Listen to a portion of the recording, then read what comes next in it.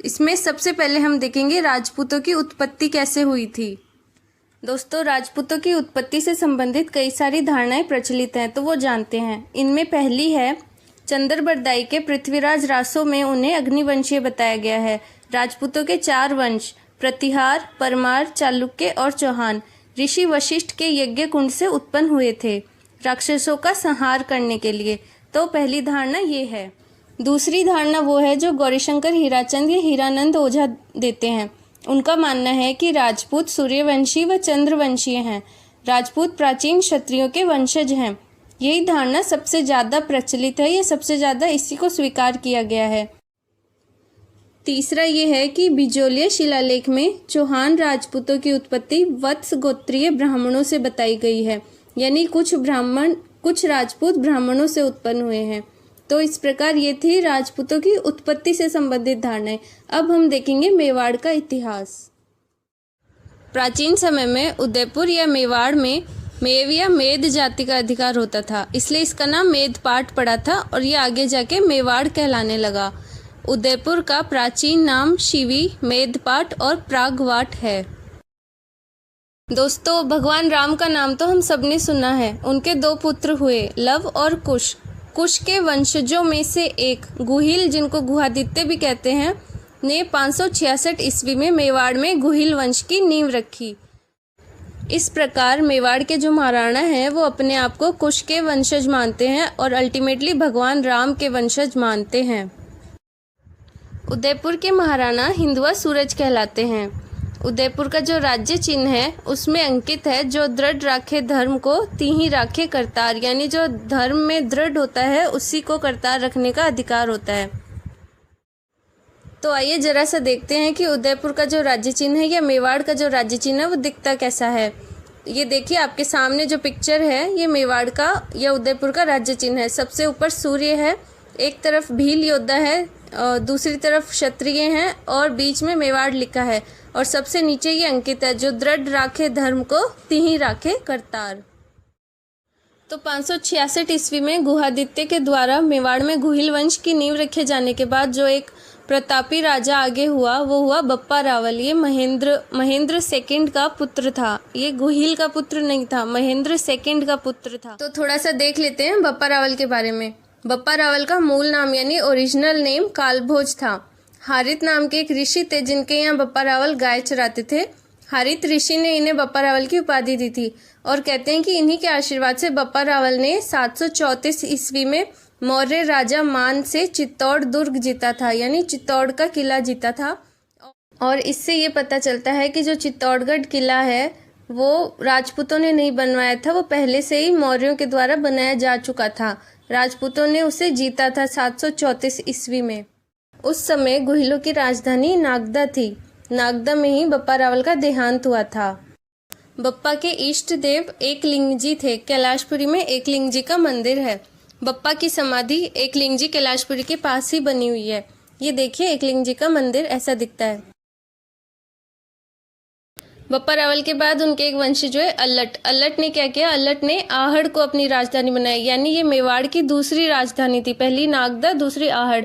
और एक इन्होंने क्या किया, मेवाड़ में सर्वप्रथम नौकरशाही का गठन किया, यानी ब्यूरोक्रेसी का गठन किया अल्लट ने।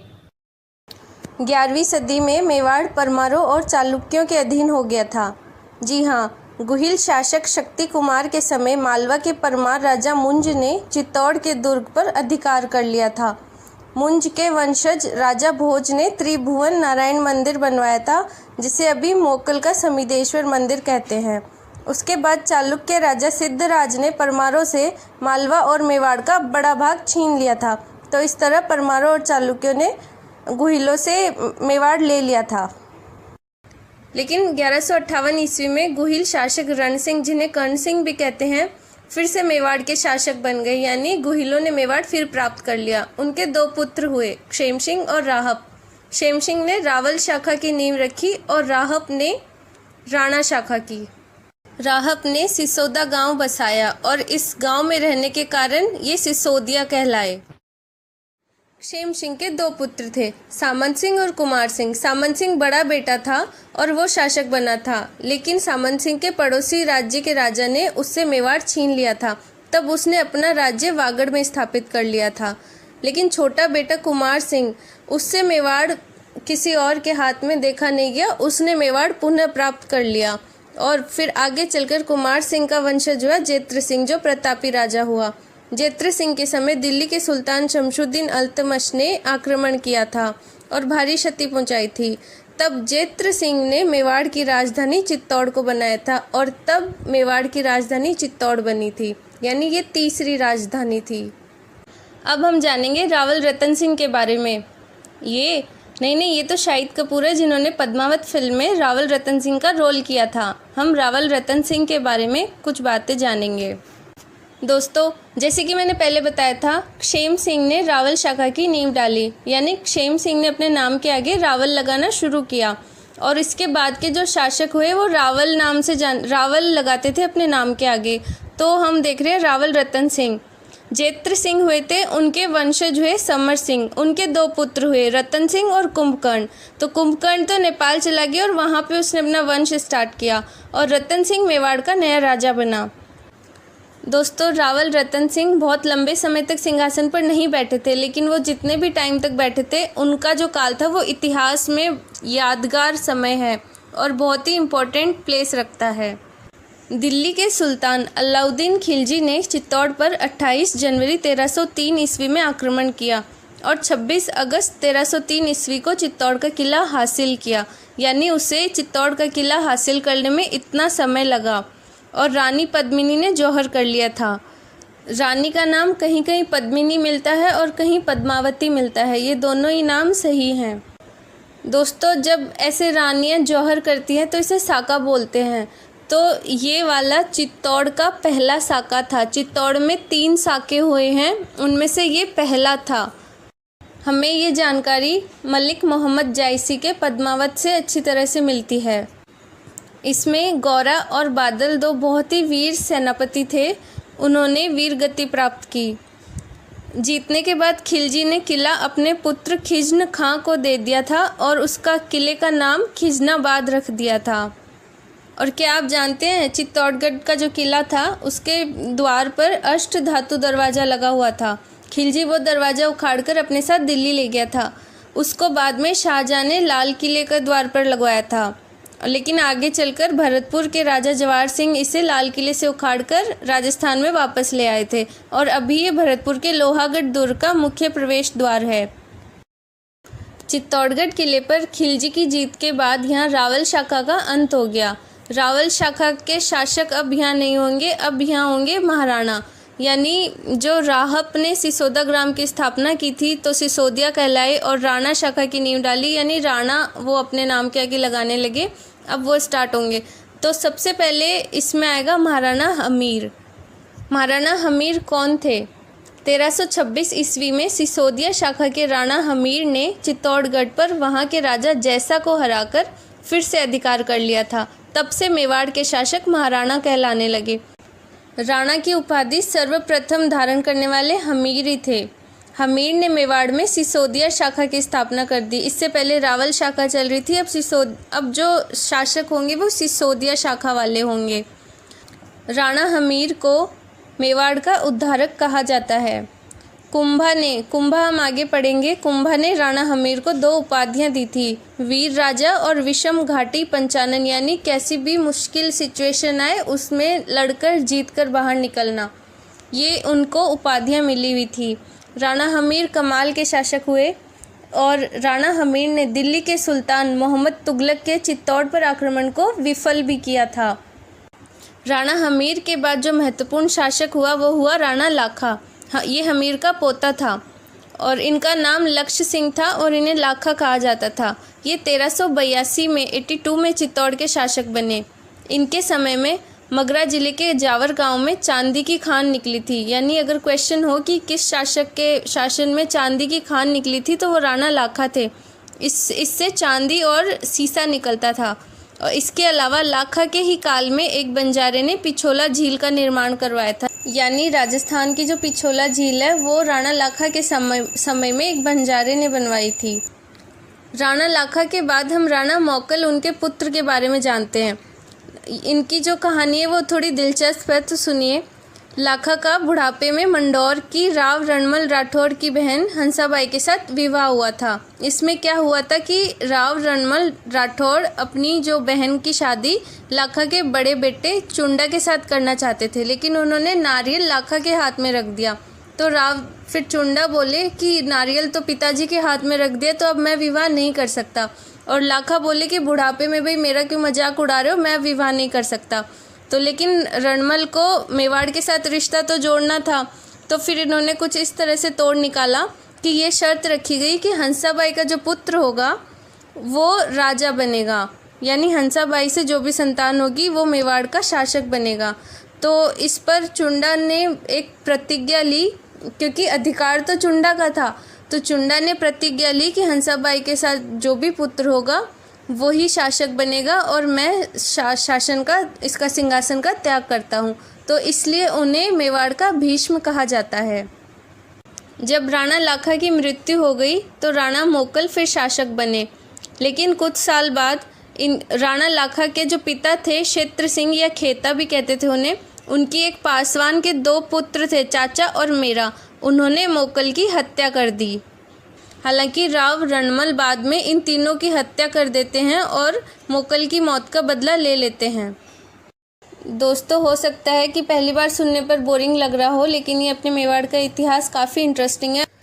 तो अब हम जानेंगे महाराणा कुंभा के बारे में। मोकल की हत्या के बाद उसका पुत्र राणा कुंभा 1433 में चित्तौड़ का शासक बना और 1468 तक शासक बना रहा। कुंभा को हिंदू सुल्तान, अभिनव भट्टाचार्य, चाप गुरु, दान गुरु, हाल गुरु, राणो रासो आदि उपाधियों से संबोधित किया गया। कुंभा का काल मेवाड़ के इतिहास के लिए अत्यंत महत्वपूर्ण समय रहा। ऐसा कोई भी क्षेत्र नहीं था जिसे कुंभा ने छूकर उसकी शोभा ना बढ़ाई हो। साहित्य, संगीत, स्थापत्य कला, हर क्षेत्र में कुंभा ने झंडे गाड़े। तो देखते हैं कुंभा के काल में क्या क्या महत्वपूर्ण घटनाएं हुई। सारंगपुर का युद्ध। जैसे कि मैंने बताया था, मोकल की हत्या में 3 लोग शामिल थे, चाचा, मेरा और महपा पंवार। चाचा और मेरा की तो हत्या राव रणमल राठौर ने उसी समय कर दी थी, लेकिन महपा पंवार भाग के मालवा या मांडू के सुल्तान महमूद खिलजी की शरण में चला गया। कुंभा ने उससे महपा पंवार की मांग की, लेकिन सुल्तान नहीं माना।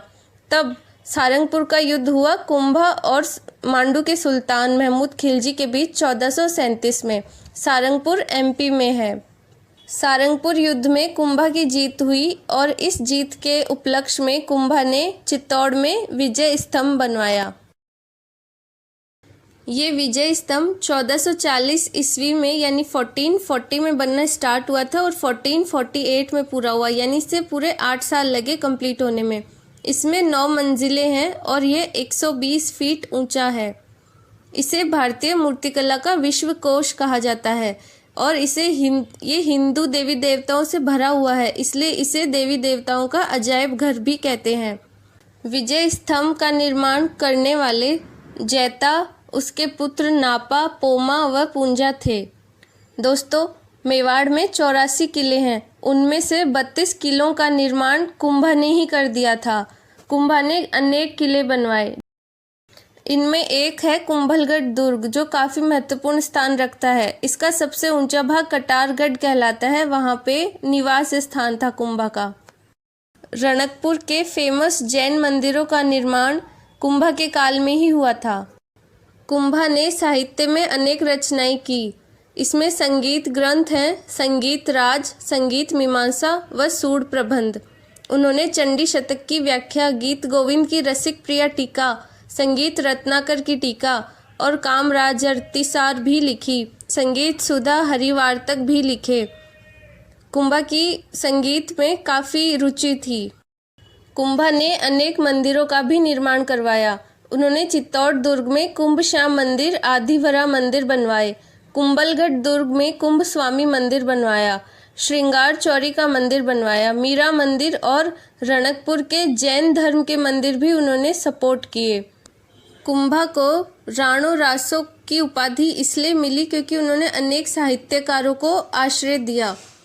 उनके दरबार के जो कलाकार हैं उनमें से प्रमुख हैं सारंग व्यास, जो कुंभा के संगीत गुरु थे, श्री कान्ह व्यास जो कुंभा के सर्वश्रेष्ठ दरबारी कवि थे, इन्होंने एकलिंग महात्म्य की रचना की। इनके अलावा अत्रि भट्ट और उनके पुत्र महेश भट्ट, मंडन ने अनेक रचनाएं की। मंडन का अलग से व्याख्यान बनता है। रमाबाई कुंभा की पुत्री और संगीत शास्त्र की ज्ञाता थी। मंडन ने देवता मूर्ति प्रकरण, प्रसाद मंडन, राजवल्लभ, रूप मंडल, वास्तु मंडन, वास्तुशास्त्र, वास्तुसार और रूपावतार की रचना की। मंडन का भाई था नाथा, उसने वास्तु मंजरी। मंडन का पुत्र गोविंद ने कलानिधि की रचना की। इतने महान शासक की मृत्यु कैसे हुई? कुंभा की हत्या उसके पुत्र उदा ने 1468 में कर दी थी। इतनी बात की है तो कुंभा के बारे में एक आखिरी बात और कर लेते हैं। चंपानेर की संधि क्या थी?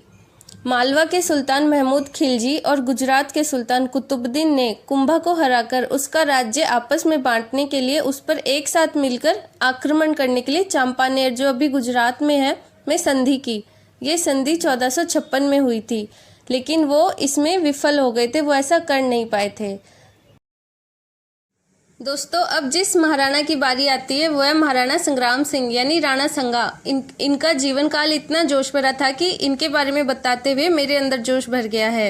इनके शरीर पर 80 घाव थे। इनकी एक आंख बचपन में ही चली गई थी। इनका एक हाथ नहीं था और पैर घायल था। उसके बाद भी युद्ध को पीठ कभी नहीं दिखाई। ये महाराणा कुंभा के पोते और महाराणा रायमल के पुत्र थे। ये हिंदू पत के नाम से विख्यात थे। महाराणा रायमल के 3 पुत्र थे। सबसे बड़े का नाम पृथ्वीराज सिसोदिया था और सांगा सबसे छोटे थे। लेकिन भविष्यवाणी हुई कि पृथ्वीराज सिसोदिया के हाथ में राजयोग है ही नहीं। राजयोग सबसे छोटे पुत्र सांगा के हाथ में है। इस बात पर पृथ्वीराज को गुस्सा आ गया और उसने सांगा की आंख फोड़ दी। इस तरह सांगा बचपन में ही अपनी एक आंख खो चुके थे। जब सांगा के दोनों बड़े भाई उसकी जान के दुश्मन हो गए तो सांगा वहां से भाग गया और अजमेर पहुंच गया। एक दिन क्या हुआ, सांगा किसी बाग में सो रहे थे और लोगों ने देखा कि एक नाग ने उनके ऊपर अपने फन से छाया कर रखी है। तो उन्होंने जाकर अजमेर के करमचंद पवार को इस बात की खबर दी। करमचंद पवार ने आके जब देखा तो उन्होंने सांगा से पूछा कि तुम साधारण मानव नहीं हो सकते हो, तो बताओ तुम कौन हो? क्या तुम किसी राजघराने से हो? तुम हो कौन? तब सांगा ने उन्हें बताया कि मैं महाराणा का सबसे छोटा पुत्र हूँ जो अपनी जान बचा रहा हूँ अपने भाइयों से। इस पर फिर अजमेर के करमचंद पवार सांगा के आश्रयदाता बने। जब तक सांगा का राज्याभिषेक नहीं हुआ, अजमेर के करमचंद पवार ने उनका आश्रयदाता बनकर रोल निभाया। अब हम सांगा के लाइफ के या सांगा के शासनकाल के इम्पोर्टेंट इवेंट्स देखेंगे। सबसे पहले देखेंगे राणा सांगा और मालवा के बीच क्या हुआ। मालवा की गद्दी पर 1511 में महमूद खिलजी द्वितीय बैठा, लेकिन उसका चाचा साहिब खां उससे सिंहासन उसने छीन लिया। फिर 1518 में महमूद खिलजी की सहायता के लिए गुजरात के सुल्तान मुजफ्फर शाह ने मालवा पर आक्रमण कर दिया। मालवा पर आक्रमण करके उसने मांडू का दुर्ग हस्तगत कर लिया, लेकिन मांडू का वजीर था मेदिनी राय। उसने सांगा से सहायता मांगी और उसकी सहायता करने के लिए सांगा ने गागरोन दुर्ग पर आक्रमण कर दिया और इस दुर्ग को मेदिनी राय को सौंप दिया। इसके बाद गागरोन युद्ध हुआ 1519 ईस्वी में। ये हुआ महमूद खिलजी और सांगा के बीच। इसमें सांगा की जीत हुई थी। महमूद को बंदी बना लिया गया था, लेकिन बाद में सांगा ने लगभग 6 महीने बाद उसे क्षमादान देकर छोड़ दिया था। दूसरा इवेंट हम देखेंगे राणा सांगा और गुजरात के बीच क्या हुआ। हुआ ये कि ईडर के राव भाण के पोतों रायमल और भारमल में सिंहासन के लिए लड़ाई थी। इसमें सांगा ने रायमल की सहायता की। सांगा चाहते थे कि उनका समर्थक ही गद्दी पर बैठे। इस कारण मुजफ्फर शाह जो गुजरात का शासक उस टाइम था, उसको ये बात पसंद नहीं आई और फिर सांगा से उसकी डायरेक्ट लड़ाई हो गई। मुजफ्फर शाह का छोटा बेटा बहादुर शाह सांगा की शरण में चला गया था, तो सांगा ने उसका भी खूब इस्तेमाल किया। उसने उसकी हेल्प से गुजरात को कई बार लुटवाया। अब हम देखेंगे दिल्ली सल्तनत और सांगा के बीच क्या हुआ था। इसमें है खातौली का युद्ध। सिकंदर लोदी का बेटा इब्राहिम लोदी और सांगा के बीच ये युद्ध हुआ। राणा सांगा ने पूर्वी राजस्थान के उन हिस्सों को जो दिल्ली सल्तनत के अधीन थे जीतकर अपने राज्य में मिला लिया था। इसलिए इब्राहिम लोदी ने मेवाड़ पर आक्रमण किया और दोनों के बीच 1517 में हाड़ौती की सीमा पर खातौली युद्ध हुआ। इसमें सांगा की विजय हुई थी। इब्राहिम लोदी ने अपनी हार का बदला लेने के लिए मियां मक्कन के नेतृत्व में सांगा के खिलाफ फिर से सेना भेजी और इसमें भी सांगा की विजय हुई थी। ये था बाड़ी का युद्ध। अब जो एपिसोड है वो सांगा की लाइफ का सबसे इम्पोर्टेंट एपिसोड है। ये था बाबर और सांगा। बाबर और सांगा के बीच का क्या एपिसोड रहा। काबुल का शासक था मोहम्मद जहीरुद्दीन बाबर। बाबर ने 20 अप्रैल 1526 में दिल्ली के सुल्तान इब्राहिम लोदी को परास्त कर दिया और दिल्ली पर मुगल शासन की नींव रख दी। 16 फरवरी 1527 को सांगा और बाबर के बीच बयाना युद्ध हुआ। इसमें सांगा ने बाबर को हरा दिया था, लेकिन वापस लौटते समय सांगा ने सीकरी जाने के लिए सीधा मार्ग छोड़कर भुसावर होकर सीकरी जाने का मार्ग पकड़ा, जो कि लंबा था। भुसावर में लगभग 1 महीना वो ठहरा रहा। इससे बाबर को खानवा के मैदान में तैयारी का समय मिल गया था और ये सांगा की मिस्टेक थी। इसके बाद सांगा और बाबर के बीच हुआ खानवा का युद्ध 17 मार्च 1527 को खानवा के मैदानों में। इस युद्ध में एक स्पेशल चीज़ जो हुई वो थी पाती पैरवन। पाती पैरवन क्या थी। खानवा के युद्ध से पहले सांगा ने पाती पैरवन की राजपूत परंपरा को पुनर्जीवित करके राजस्थान के प्रत्येक सरदार को अपनी ओर से युद्ध में शामिल होने के लिए निमंत्रण दिया था। यानी एक ही झंडे के नीचे सारे राजपूत आके मुगल से लड़ेंगे। सांगा ऐसे अंतिम हिंदू राजा थे जिनके सेनापतित्व में सब राजपूत जातियां विदेशियों को भारत से निकालने के लिए सम्मिलित हुई थी। इस वजह से सांगा को अंतिम भारतीय हिंदू सम्राट के रूप में याद किया जाता है। इसमें सांगा के साथ अनेक राजा थे, जिनमें से कुछ प्रमुख थे मारवाड़ के राव गांगा एवं मालदेव, आमेर के राजा पृथ्वीराज, ईडर का राजा भारमल, वीरम देव मेड़तिया, रावल उदय सिंह एवं खेतसी, बीकानेर का कुंवर कल्याणमल, झाला अज्जा आदि काफ़ी सारे बड़े राजा सांगा के झंडे के नीचे थे।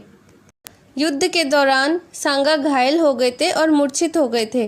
तब झाला अज्जा ने महाराणा के हाथी पर सवार होकर यानी महाराणा का स्थान लेकर युद्ध लड़ा और अपने प्राण दिए और इस युद्ध में बाबर विजयी हुआ था और सांगा हार गए थे। इसके बाद बाबर चंदेरी के लिए आगे बढ़ा तो मेदिनी राय की सहायता के लिए सांगा ने चंदेरी की ओर प्रस्थान किया। मेदिनी राय के सहायता के लिए ही ये सब हो रहा था। उसने कालपी से कुछ दूर एक गांव इरिच गांव में डेरा डाला, जहां सांगा के साथी राजपूत जो युद्ध नहीं करना चाहते थे क्योंकि उन्हें पता था कि बाबर उनसे ज़्यादा ताकतवर है, तो उन्होंने सांगा को विष दे दिया ताकि उन्हें युद्ध ना करना पड़े। तो अपने साथी राजपूतों द्वारा विष दिए जाने के कारण सांगा की फिर मृत्यु हो गई 30 जनवरी 1528 में कालपी नामक जगह पर। खानवा के युद्ध में सांगा की हार के क्या कारण थे। पहली विजय के बाद तुरंत ही युद्ध ना करके सांगा ने बाबर को अगले युद्ध की तैयारी करने का समय दे दिया था। कैसे। जब वो भुसावर में 1 महीने ठहरा रहा था तब बाबर खानवा के युद्ध की तैयारी कर रहा था। दूसरा, राजपूतों की युद्ध तकनीक पुरानी थी। बाबर गोला बारूद की और तोपों की युद्ध पद्धति लेकर आया था जो राजपूतों के लिए नई थी। एक कारण जिसने राजपूतों को कमज़ोर कर दिया था युद्ध में वो था बाबर की तुलुगमा पद्धति। ये एक नई व्यू रचना थी जिसमें तोपों को सजाया जाता है एक स्पेशल तरीके से। इससे राजपूत अनभिज्ञ थे और वो इसका सामना नहीं कर पाए थे। चौथा कारण था बाबर की सेना के पास तोपें और बंदूकें थी और राजपूत तलवारों से लड़ रहे थे, तो इसलिए भी उनकी हार हो गई। तो ये थे खानवा युद्ध में हारने के कारण। 1528 में सांगा की मृत्यु के बाद चित्तौड़ का राजा बना राणा रतन सिंह, लेकिन रतन सिंह की बूंदी के राजा सूरजमल के साथ लड़ाई में मृत्यु हो गई थी। उसके बाद रतन सिंह का छोटा भाई और सांगा का छोटा बेटा विक्रमादित्य 1531 में राजा बना। उनके समय गुजरात के सुल्तान बहादुर शाह ने सन 1533 में चित्तौड़ पर आक्रमण किया। चित्तौड़ का जब दूसरा साका हुआ तो वो बहादुर शाह के कारण ही हुआ था। इसके बारे में मैं अभी आपको बताने जा रही हूँ। जब सुल्तान बहादुर शाह ने चित्तौड़ पर आक्रमण किया तो विक्रमादित्य की महारानी कर्मवती ने, या कर्मावती, कर्णावती, कुछ भी बोल सकते हो, इनके कई नाम मिलते हैं, हम रानी कर्मवती बोलते हैं।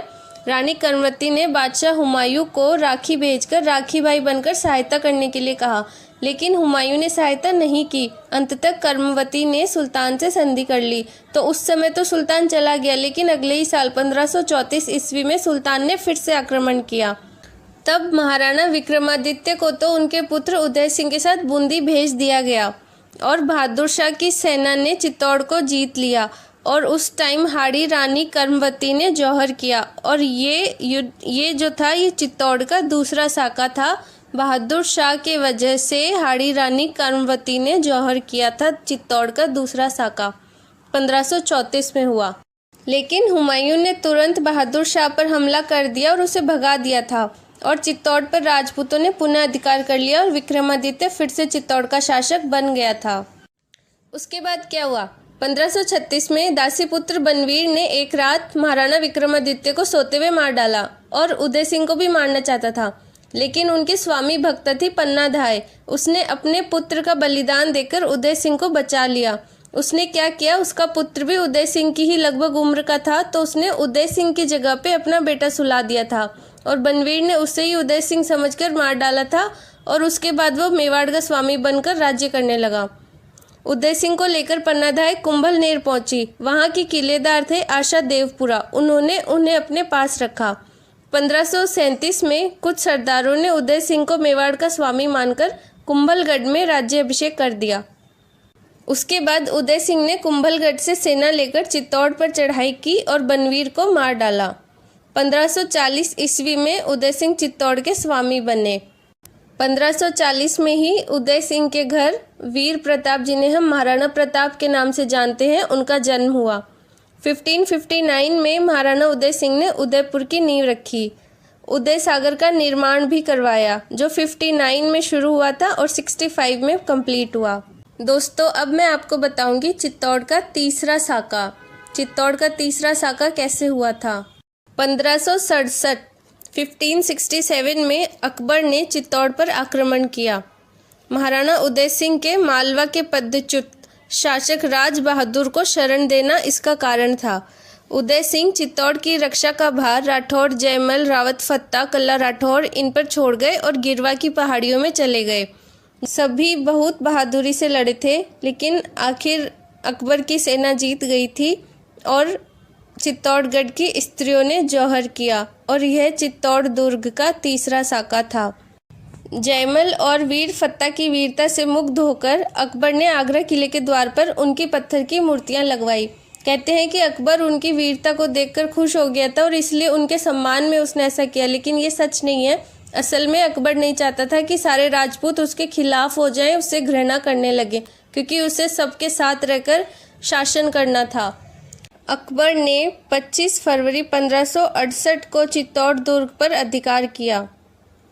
महाराणा उदय सिंह का 1572 ईस्वी में गोगुंदा में देहांत हो गया। मेवाड़ में एक से एक महाराणा हुए, और अब हम जिस महाराणा के बारे में बात करेंगे उसकी मिसाल आज भी हर घर में दी जाती है। ये थे महाराणा प्रताप। प्रताप का जन्म 9 मई 1540 को हुआ। उनके पिता उदय सिंह और माता जयवंता बाई थी। प्रताप के बचपन का नाम कीका था। ये नाम उन्हें भीलों ने दिया था। प्रताप का जीवन बचपन से ही संघर्ष भरा हो गया था। ऐसे क्यों हुआ? प्रताप सिंह के बड़े पुत्र थे और उत्तराधिकारी भी कायदे से वही थे, लेकिन उदय सिंह ने अपनी दूसरी पत्नी धीरबाई से हुए पुत्र जगमाल को अपना उत्तराधिकारी नियुक्त कर दिया था। इस वजह से प्रताप को भटकना पड़ा। लेकिन प्रताप के समर्थकों ने प्रताप का राज्याभिषेक गोगुंदा में कर दिया। ये एक तरह से राजमहलों की क्रांति थी, क्योंकि पूर्व महाराणा के निर्णय को बदलकर गद्दी पर बैठे हुए महाराणा को हटाया गया था। इसमें जगमाल रूठकर अकबर के पास चला गया। जब प्रताप गद्दी पर बैठे तो उनकी आयु 32 वर्ष हो चुकी थी। पहले गोगुंदा में उनका राज्याभिषेक कर दिया गया था, लेकिन विधिवत प्रताप का राज्याभिषेक समारोह कुंभलगढ़ में मनाया गया। अकबर ने राणा प्रताप को अपने अधीन करने के लिए कई बार प्रयास किया, लेकिन वो एक बार भी सफल नहीं हो पाया। तो अब हम देखते हैं अकबर के वो प्रयास। इसमें पहला है जलाल खान कोर्ची का। जलाल खान कोर्ची को 1572 में अकबर ने प्रताप के पास भेजा, लेकिन जलाल खान कोर्ची को खाली हाथ वापस आना पड़ा। दूसरा है मान सिंह, आमेर के कुंवर मान सिंह को 1573 में भेजा। तीसरा है राजा भगवंत दास, मान सिंह के पिता राजा भगवंत दास को फिर 1573 में भेजा, वो भी खाली हाथ वापस आए। इसके बाद अकबर को लगा कि राजा टोडरमल में बहुत काबिलियत है और वो अपनी बातों से किसी को भी फंसा सकते हैं, तो राजा टोडरमल को भेजा गया चौथा प्रयास, लेकिन ये प्रयास भी असफल रहा। अब हम देखते हैं हल्दी घाटी का युद्ध। हल्दी घाटी राजसमंद जिले में है। यहाँ की मिट्टी हल्दी के समान पीली होने के कारण इसका नाम हल्दी घाटी पड़ा है। ये देखिए ऐसी दिखती है आज हल्दी घाटी। इस युद्ध में अकबर की ओर से मान सिंह आए थे। ये मान सिंह के जीवन की पहली लड़ाई थी जिसमें वह स्वयं सेनापति बने थे। फ्रेंड्स, हल्दी घाटी के लिए 2 डेट्स कही जाती है, 18 जून 1576 और 21 जून 1576। इसमें से ज़्यादा सही कौन सी ये तो पता नहीं, लेकिन 18 जून 1576 को ही सही माना जाता है, क्योंकि जो बोर्ड की बुक्स हैं वो 18 जून बोलती हैं। युद्ध में प्रताप घायल हो गए थे और झाला बिद्दा ने उनका स्थान ले लिया। जब प्रताप मैदान से जा रहे थे तो 2 सैनिकों ने उनका पीछा किया, तो प्रताप के छोटे भाई शक्ति सिंह जो पहले मुगल सेना में थे, उन्होंने प्रताप की जान बचाई। फिर दोनों भाई बलीचा गांव में मिले, वहीं चेतक ने आखिरी सांस ली। चेतक को क्या हुआ था? जब युद्ध में प्रताप लड़ रहे थे और उन्होंने मान सिंह पर हमला किया तो उनका जो हाथी था उसके सूंड में हथियार छिपा था, जिससे चेतक का पैर घायल हो गया था और पैर में लगे जख्म के कारण चेतक की मृत्यु हो गई थी। हल्दी घाटी का युद्ध जिस दिन शुरू हुआ था उसी दिन दोपहर में मुगलों की जीत के साथ समाप्त हो गया था। प्रताप ने ठीक होकर गुरिल्ला युद्ध यानी छापामार पद्धति से फिर से गोगुंदा पर अधिकार कर लिया था। इसके बाद 4 महीने बाद अकबर ने स्वयं अजमेर से मेवाड़ पर चढ़ाई आरंभ की। उसने नवंबर 1576 में उदयपुर जीता और उसका नाम मोहम्मदाबाद रखा। अकबर ने प्रताप को पकड़ने के लिए 3 बार शाहबाज खां को मेवाड़ भेजा, 1577, 78 और 89 में। तीनों बार वो असफल हुआ। एक महान इंसान थे भामाशाह। वो कौन थे? चुलिया ग्राम में भामाशाह ने प्रताप को काफ़ी धन भेंट किया था और उनकी काफ़ी मदद की थी। भामाशाह को मेवाड़ के रक्षक और दानवीर के रूप में जाना जाता है। उन्हें मेवाड़ का उद्धारक भी कहा जाता है। दोस्तों, हल्दी घाटी युद्ध को मेवाड़ की थर्मोपल्ली कहा जाता है। और अब हम देखेंगे मेवाड़ का मैराथन यानी दिवेर का युद्ध। दिवेर का युद्ध 1582 में हुआ था। कहा जाता है कि इस युद्ध में महाराणा प्रताप ने मुगलों के सेनापति को घोड़े सहित तलवार के एक ही वार से 2 हिस्सों में काट दिया था। महाराणा प्रताप ने मेवाड़ की भूमि को मुक्त कराने के लिए अभियान दिवेर से प्रारंभ किया। दिवेर वर्तमान में राजसमंद जिले में है। दिवेर के शाही थाने का मुख्तार सम्राट अकबर का काका सुल्तान खान था। प्रताप ने उस पर आक्रमण किया और विजय प्राप्त की। दिवेर की जीत के बाद महाराणा प्रताप ने चावंड में अपना निवास स्थान बनाया। इसके बाद अकबर ने आमेर के राजा भारमल के पुत्र जगन्नाथ कछवाहा के नेतृत्व में 1584 में विशाल सेना मेवाड़ भेजी। यह अकबर का प्रताप के विरुद्ध अंतिम अभियान था। ये भी विफल ही हुआ। इसके बाद 10 वर्ष तक 1586 से 96 तक अकबर ने प्रताप का पीछा छोड़ दिया। इस समय को अघोषित संधि कहा जाता है। प्रताप ने 1585 में अपने स्थायी जीवन का आरंभ चावंड से किया। चावंड को मेवाड़ की नई राजधानी बनाया। प्रताप के अंतिम 12 वर्ष चावंड में ही बीते। प्रताप के उत्तराधिकारी महाराणा अमर सिंह के राजकाज के प्रारंभिक 16 वर्ष चावंड में ही बीते। 19 जनवरी 1597 को प्रताप का चावंड में देहांत हो गया।